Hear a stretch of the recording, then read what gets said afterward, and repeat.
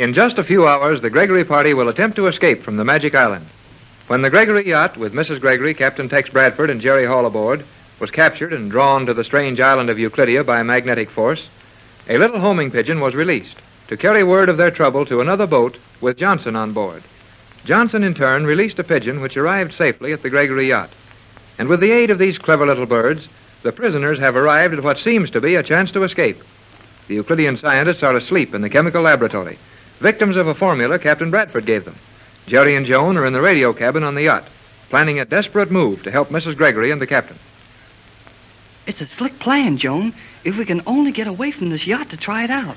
I think if you leave that to me, Jerry, I will be able to give Mother and the captain a plausible excuse for our sudden desire to return to the island. Well, if you can, with these 2 ray guns you swiped from the commander, we've got a chance to put it over. But I guess we'll have to get the plan all worked out before we leave here. There won't be any place we can talk without being heard once we get down inside that blamed island. Oh, yes, Jerry. We may go to the sound channel for one. Yeah, that's right. And there are many small rooms throughout the island where we may talk in privacy if the Euclideans are not using them. Yeah, if. There will be many of the chemists' private quarters vacant. Remember that every chemist on the island is asleep in the laboratory. Yeah, but it isn't the chemists we're worrying about. It's the electrical engineers and the radio operators and the submarine guards. We've got to get past all of them some way and get our hands on the switches or whatever cuts off the current supply on this island. We've got to get everything shut off so there's no chance of the Euclideans doing anything to stop us when we sail out of here right after dark. It can be done, Jerry.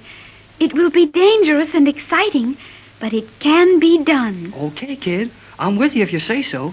But now we've got to think of an excuse to get off this yacht and onto the island. I think, Jerry, the best way is for us to tell Mother and the captain what we intend trying to do. They'll never let us do it. I think they will.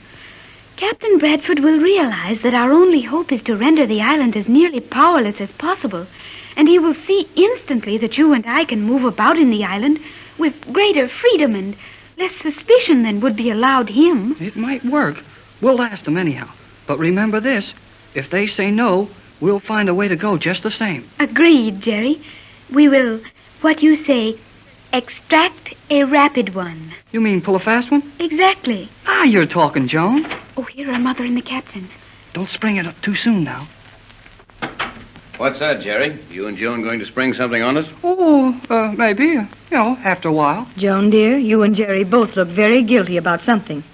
You haven't been getting into trouble, have you? Oh, no, Mother. We merely have a little something to tell you and the captain after a few minutes. Well, I guess the mystery will keep. Just now, I've got to get a message to Johnson, and I've got to get it to him quick. You see, Jerry, Tex has run a wire through the holes in the sides of these boats and connected our transmitter to the aerial in the other boat. Oh, swell, Tex. That ought to help a lot. Yes, it will, but the batteries are nearly dead.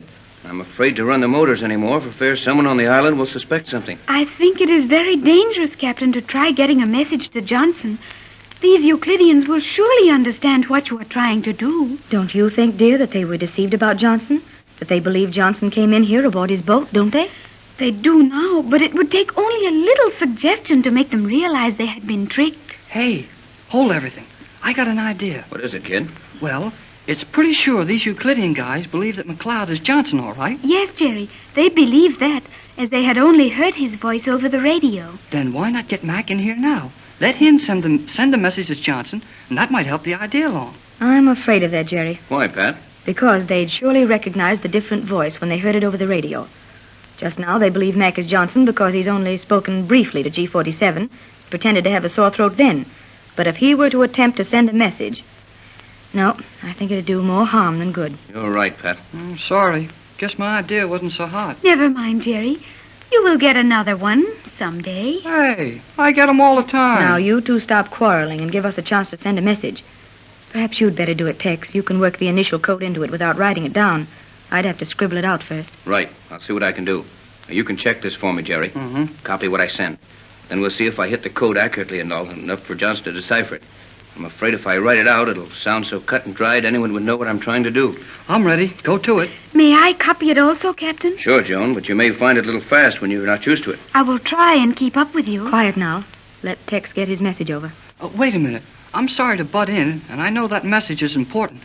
but I've got to say just one more thing. All right, Jerry, but time's worth money now. I know it, but I think you'll see where this is worth the time.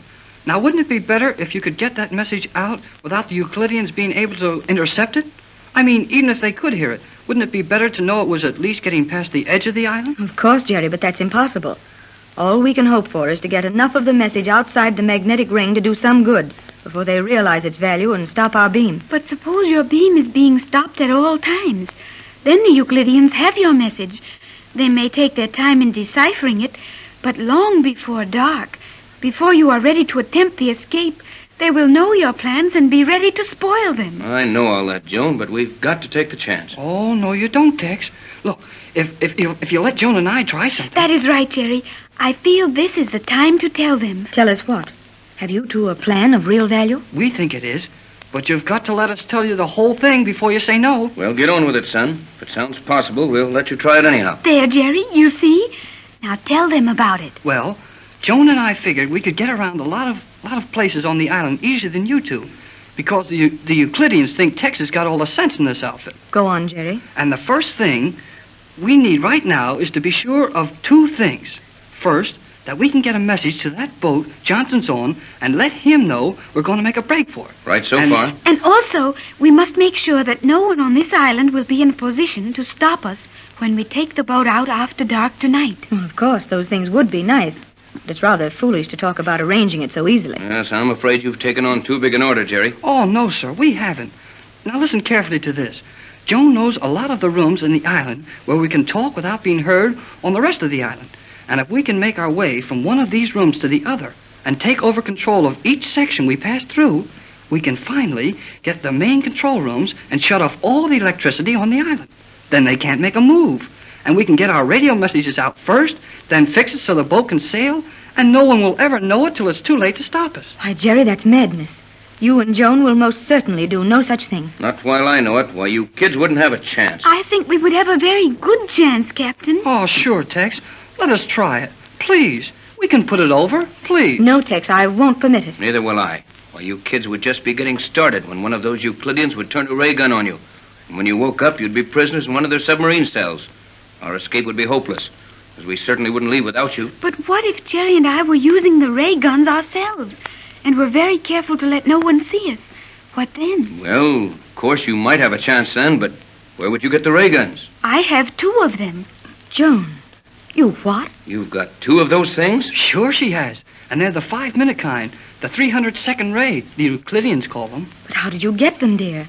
I thought the Euclideans guarded those guns with their lives. When Jerry and I were in the laboratory and the gas fumes from the captain's formula put all the Euclideans to sleep, Jerry and I fell as if we were also overcome. And I took care to fall near the commander, almost on her, in fact. And when the others were all asleep and Jerry and I stood up to run out, I had both of the commander's ray guns hidden in my dress. Joan, that's one of the finest things I ever heard of. Joan, dear, your mother's so proud of you. Didn't I tell you she was slick? And now what do you think of our chances? You will surely allow us to go now, will you not? Well, I don't know. The idea of you kids running around inside that island with a couple of those ray guns doesn't make much of a hit with me. No, the guns make it even more dangerous. If you two were unarmed, you'd probably be taken without harm and merely confined in a cell.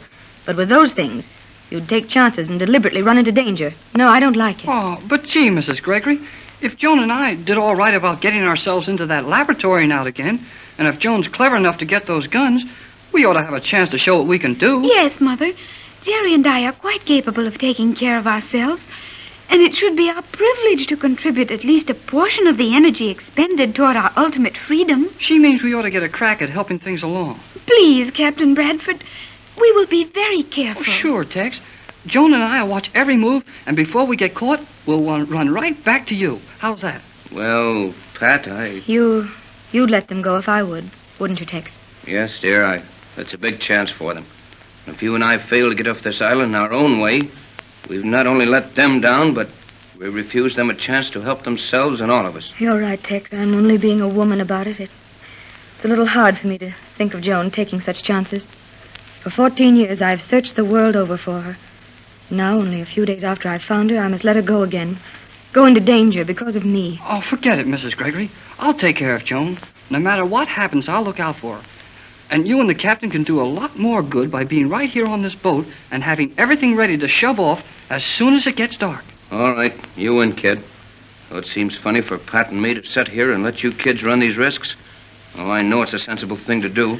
Now, Captain Bradford, if you will give me the message you were going to send in the hope Johnson might hear it, I will copy it. And Jerry and I may get a chance to send it from the Euclidean control chamber. Yeah, then we'd know it got out all right. But wouldn't it be heard other places on the island? Not if we were able to operate the controls ourselves. We could regulate the beam transmission apparatus so that the message could only be picked up by a radio receiver and not by the electric ears around the island. You certainly know this island, Joan. I have had 14 years in which to learn of it. Now, may I have the message, Captain? Right, Joan. I'll give it to you slowly and you can copy it. And we'll see if the code comes out right. You may speak as rapidly as you wish. Do you know shorthand, Joan? I do not understand what you mean. I merely make small marks for big words. Well, that's shorthand, all right. Come on, let's get going. Right. Here it is. Call any station. Sign the Gregory yacht. Here is the message. Every indication, going half trouble. Possibly may feel, unwise even, leave free in this yacht. Many islanders, lying in forced sleep. Don't indicate especially sincere enjoyment. Longer, unusual silence. Envelops are waiting now. Perhaps later advice. Nearer solution. The first letter of each word will spell the message we want Johnson to get. I have it translated. 8 p.m. Fuel 50 miles. Diesel. Use own plans. If Johnson gets that, we're saved sure. Johnson will get it.